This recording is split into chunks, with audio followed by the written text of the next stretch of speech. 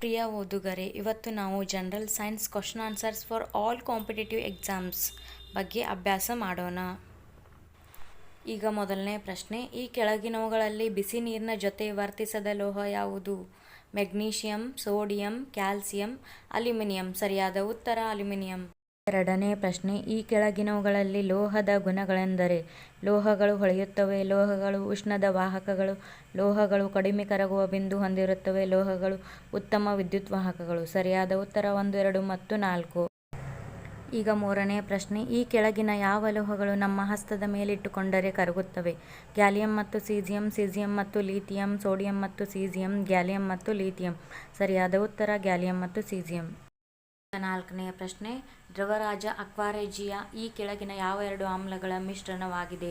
ದುರ್ಬಲ ಹೈಡ್ರೋಕ್ಲೋರಿಕ್ ಆಮ್ಲ ಮತ್ತು ಪ್ರಬಲ ನೈಟ್ರಿಕ್ ಆಮ್ಲ. ಪ್ರಮಾಣ 3:1.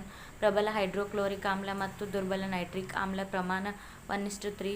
ಪ್ರಬಲ ಹೈಡ್ರೋಕ್ಲೋರಿಕ್ ಆಮ್ಲ ಮತ್ತು ಪ್ರಬಲ ನೈಟ್ರಿಕ್ ಆಮ್ಲ. ಪ್ರಮಾಣ 3:1.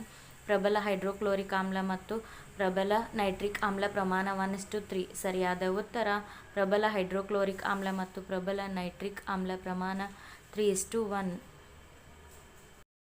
ಈಗ ಐದನೆಯ ಪ್ರಶ್ನೆ, ಈ ಕೆಳಗಿನವುಗಳಲ್ಲಿ ಅತಿ ಹೆಚ್ಚಿನ ತನ್ನತೆ ಹೊಂದಿರುವ ಲೋಹ ಯಾವುದು? ಅಲ್ಯೂಮಿನಿಯಂ, ಚಿನ್ನ, ಬೆಳ್ಳಿ, ತಾಮ್ರ. ಸರಿಯಾದ ಉತ್ತರ ಚಿನ್ನ.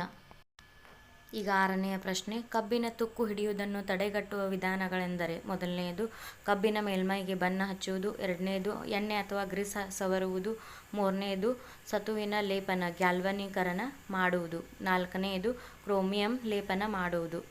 ಇಲ್ಲಿ ಸರಿಯಾದಂತಹ ಉತ್ತರ ಮೇಲಿನ ಎಲ್ಲವು. ಈ ಮೂರು ಆಪ್ಷನ್ ಸರಿಯಾಗಿವೆ.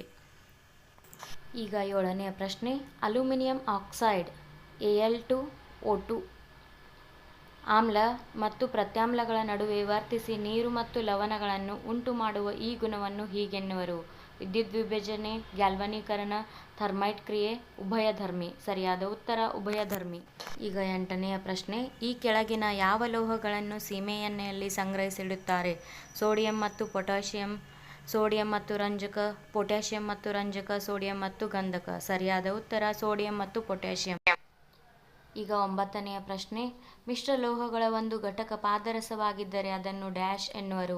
ಬೆಸುಗೆಲೋಹ, ಉಭಯಧರ್ಮಿ, ಅಮಾಲ್ಗಮ್, ಶಾಬ್ದನ. ಸರಿಯಾದ ಉತ್ತರ ಅಮಾಲ್ಗಮ್. ಈಗ ಹತ್ತನೆಯ ಪ್ರಶ್ನೆ, ಲೋಹಗಳು ಆಮ್ಲಗಳ ಜೊತೆ ವರ್ತಿಸಿದಾಗ ಬಿಡುಗಡೆಯಾಗುವ ಅನಿಲ ಯಾವುದು? ಜಲಜನಕ, ಇಂಗಾಲದ ಡೈಆಕ್ಸೈಡ್, ಗಂಧಕದ ಆಕ್ಸೈಡ್, ಸಾರಜನಕ. ಸರಿಯಾದ ಉತ್ತರ ಜಲಜನಕ. Thank you friends. Please subscribe to my YouTube channel.